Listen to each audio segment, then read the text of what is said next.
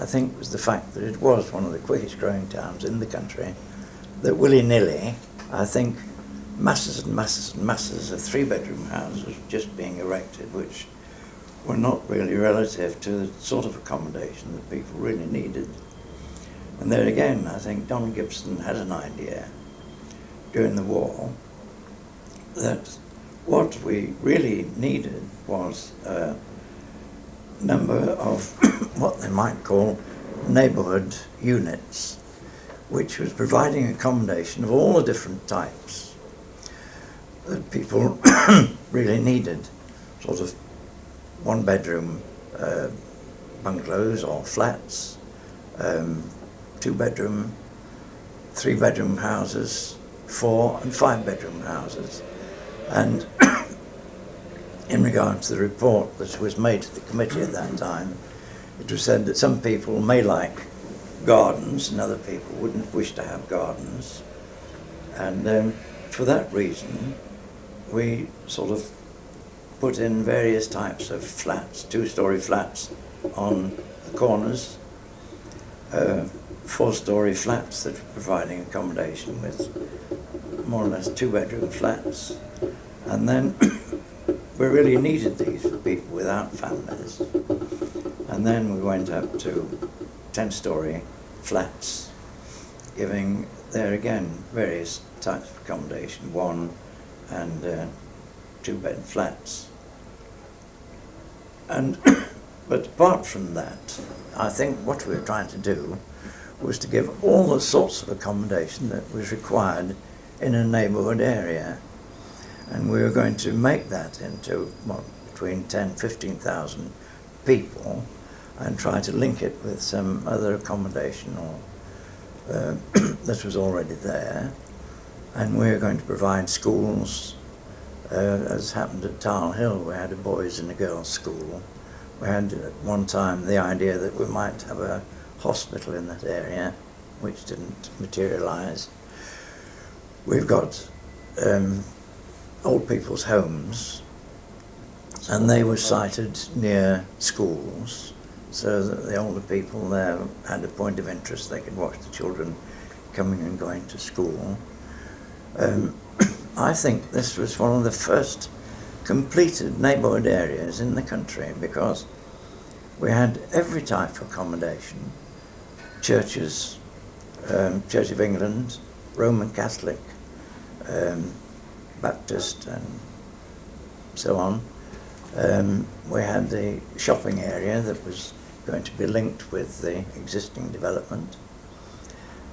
We've got community centre and little corner shops too, because we felt that we want to reintroduce this idea of just a little shop around the corner, so that people can just nip out at night and buy half a pound of lard or a box of matches or some candles. I don't know if they'll use candles then, but I suppose people were still wanting to do that.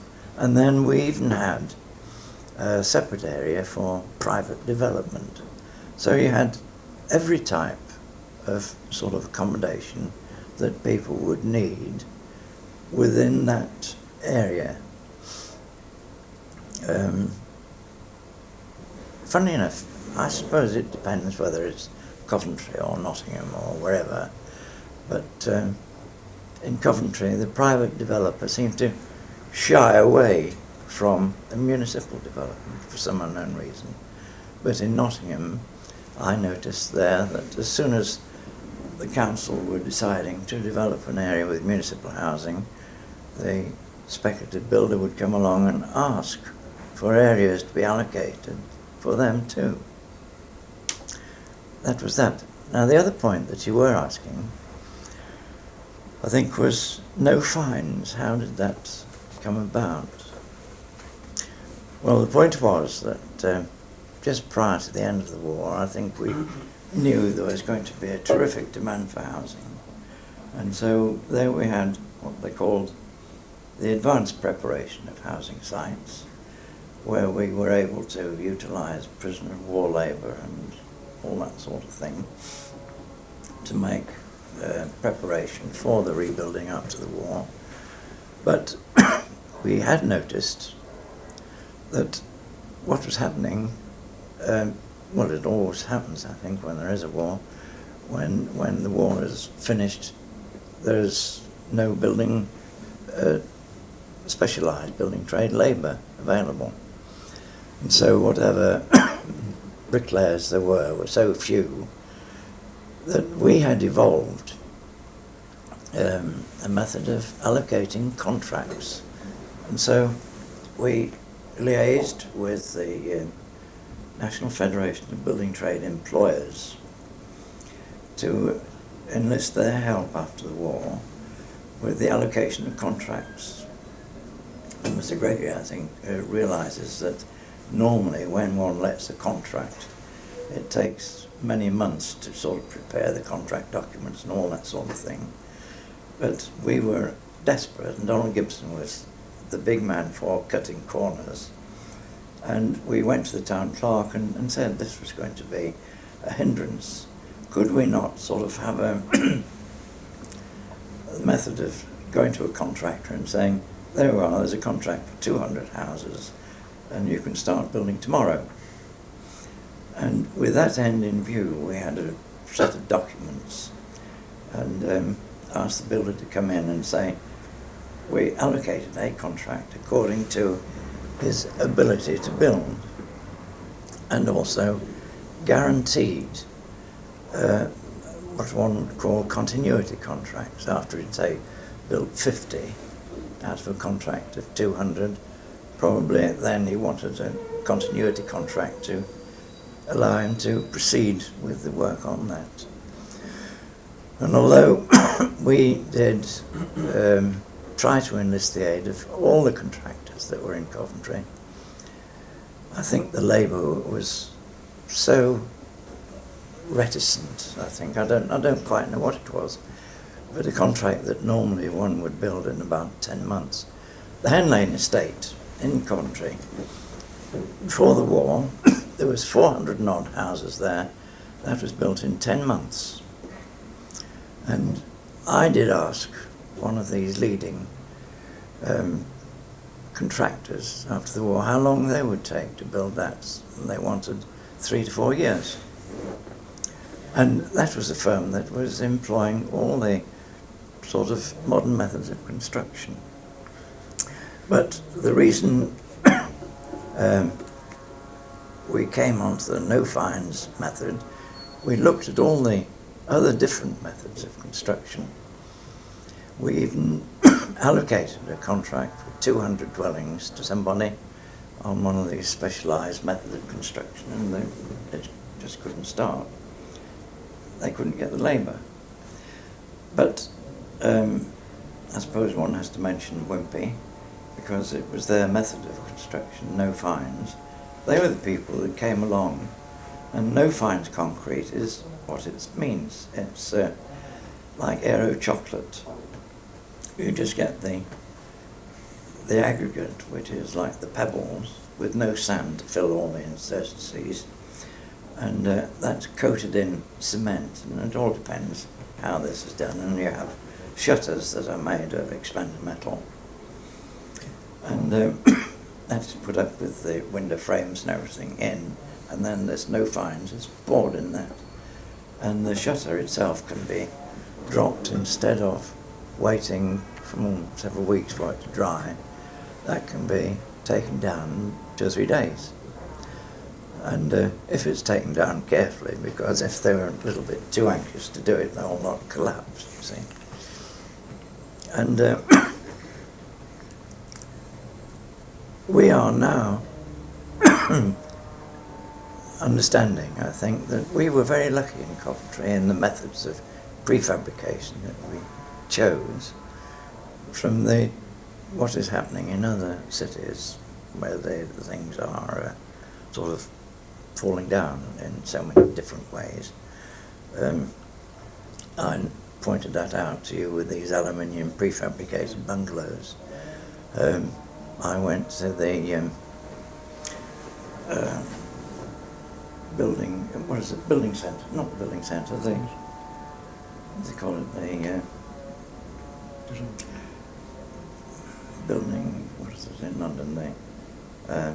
Anyway, going down there, they showed me where they had Building research station. building research station. That's right. They showed me where even aluminium had failed, where they'd had what they call shellification, and that had expanded to that extent.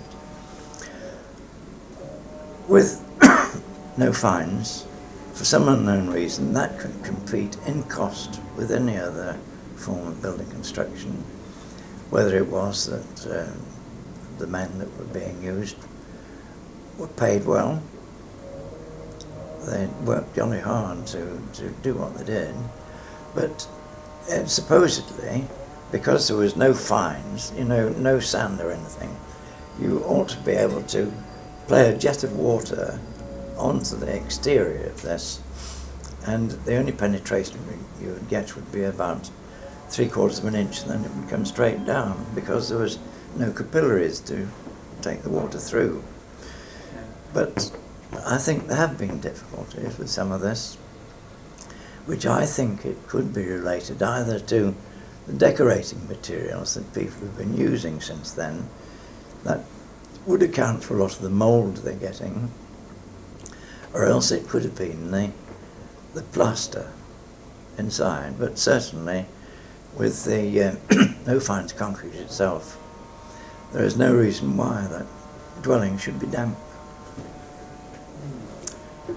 Right. So can you tell us something more about the system-built houses or anything? Well, the system-built houses, we have the one in Middleborough Road, and then we had the other 6 blocks, I think. They were lift slab. Now, lift slab means what it says, that all the floor slabs are cast on the ground. And it simply means that you can bank about 6 or 10 slabs there. And then we have the stanchions on the corners, or sort of so far in, and the slabs are then lifted up and wedged. And you find the Middleborough Road one, we had a play area on the top of that block, and we took a tree trunk. We put that on the floor and took it up. And there it is as a plaything for the children to play on up there, together with a communal room for the tenants to do their washing and all that sort of thing, and keep an eye on the children at the same time. That, of course, is one of the big difficulties, where people do have families and they're living in flats, is knowing where to put the children and how to keep them within sight. Then we have this unit construction. I think we only had about 3 different types of prefab in. Oh no, I was going to say the unit. We had the jack block. I think the jack block is one of the most revolutionary blocks that we've got, and that happened quite accidentally, because I was coming back to the office after lunch one day. A couple of people stopped me outside the office and asked if we might be interested in doing a block of that character. I said, well, you better come upstairs and have a word. And so they came up and outlined their idea. They said that there had been a water tower built in Sweden with this method, sort of building the big bowl on the ground and then putting the mushroom stalk underneath it with this ship's jacks. And they thought that having done that they could apply this to flat construction. Well, just being an architect and not an engineer, I sort of asked Nat Raymond, who was the city engineer ultimately, but he was one of the chief engineers at that time, and he came across and said that he could see no reason why we shouldn't do it. And so we then went with a recommendation to the Housing Committee that they should try this out. So I think this is the first and only time that it's ever been done in the world with housing accommodation or anything. And I think to have made it economically possible, if these people had come back again and asked for continuity contracts with the experience that we had gained on the erection of that one block, this is the one at Barras Heath, of course, that it would have been good. But of course, the contractors there and their engineers would keep changing their mind, and so they did ask to do another block, and they were going to call that a grip slab or something. Something was going to do that with it, but that didn't materialise. But it simply means that to do a block of that type, there's no scaffolding needed at all. All your work is done on the ground, and you can sort of do the roof and put all your asphalt on, roofing material on the top, and then push it up. And by the time that is pushed up, then they can get in and start to build the flats inside, and then they push the next floor up and the next, and by the time they're up about 4 floors, the flats in the top floor are completed, and they can lock the doors, decorate them, and come out and leave it until they can get right up. Right, and this is 18 stories on this particular block, and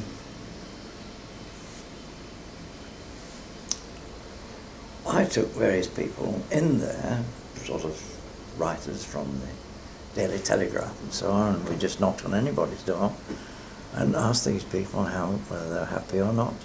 And they're all people and young people there, and they all said that they'd never been happier or healthier, because I suppose they got controlled temperatures. And as I said to one of the older tenants, "Don't you miss your garden?" And she pointed out and said, "Over the Barras Heath, all this is my garden now, but there's no need for me to do anything about it, just sit back and enjoy it," which was quite amazing. With Wimpy, we did evolve 1 or 2 methods, because firstly, all we were doing was 2-storey houses. The first 3-storey flats in no fines were done at in Coventry, at Charlesmore, and funny enough, they were not. It was just a case of putting the shutters up and seeing how they went. I just took the shutters away, and no surprise, that it was going to be all right, which it was. So then we continued building a few more of those. And then after that, we evolved the other method with a 10-storey flat, which had to have a dense concrete frame. And there again, we evolved more or less as joint with the contractor and ourselves, because normally when you have a dense concrete frame, you need all your shutters, and you have to leave it for, goodness knows, probably a week or 2 before you can strip the shutters and then put your infilling in. But in this particular instance, we had what we call slip shutters. We put up the dense concrete, and then at the side of that, we put the expanded metal shutter on the face and poured no fines and withdrew the other shutter, because it meant then that the no fines was acting as support for the dense concrete, and it meant that we were able to build these flats in a third of the time, I would think, that it would take for construction of that character. That was 10-storey. Funny thing happened for us at Birmingham. We're building some at the same time, so we more or less had a race. We had to do these things during the war, or after the war, because we used to set ourselves targets for completing so many dwellings. There was this huge waiting list for houses, and we had to go around these various builders and encourage them.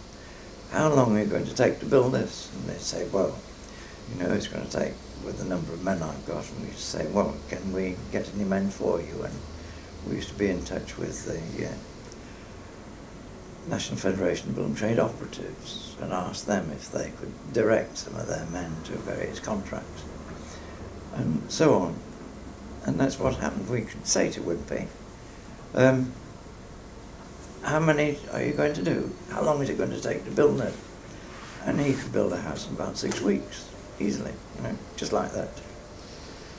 Which is slow by today's standards, isn't it? It's actually slow by today's standards. Well, with the dry methods, and that's how it came to be, sort of building, this other one that we were doing. We could have built that in, because all that was dry. That's when we were trying to build our own experimental house. But there it is. The funny thing is, you see, that from all this dry construction and methods of going back prehistoric, putting in drains and all that sort of thing, we've come back to it all again. Instead of using, I suppose there is a bit more dry construction in a place like this, but generally speaking, I think the builders still like to go back to plastering and bricks and concrete and drains in the ground. It's amazing. You can't get away from it. What do you think of the way some of these estates had aged? If I dare mention Wijgerden, for instance, or well, no, well, the point is, I think that has got a lot to do, not with the design of the estate. I think the design of the estate was all right. A lot of people may differ, but the whole point is that if the estate had been used as it was designed to be used, it just happened that, as I mentioned, there was such a terrific demand for housing that one couldn't pick and choose your tenants. That they were designed for what? Old people? Oh no, it was designed the same as Town Hill was designed for, a mixed community with all sorts of 1-bedroom, 2-bedroom, 3-bedroom, 4-bedroom, children's homes, old people's homes and all that sort of thing. But it also happened that we always boasted that Coventry had grown so quickly that there were no slums. But there are always slums. We tried to sort of shame people in all different ways of how we house them, putting them next door to what you might call decent tenants and sort of using the other people as examples. But it doesn't work. And the same thing happened at Wood End. One of the nicest areas that we had there, in the layout, very, very nice piece with some very nice painted wooden fencing in the front and so on, although the majority of the areas had no fences, but this was a little walk through that we had, a bit of fencing. Very nice development. And it just happened that we had to house some people from a slum area there. And they brought it down to their standard straight away. And I think that is what happened at Wood End. You had a lot of unsuitable tenants. People have got to be housed somewhere, and they were all housed there instead of taking a minority. Same things happened to Stoke-Aldermore. But Stoke-Aldermore already had been used as a slum clearance place, and I suppose that spilled over there. I don't know whether you know that Canley, there was St Margaret's Road, those areas, that was a slum clearance area, and so the two should not be confused. Charter Avenue, that again was related to the Chartering Corporation. That was given to the name of what they like to call the better class housing. It was strange that a socialist council should think on those lines, which they did.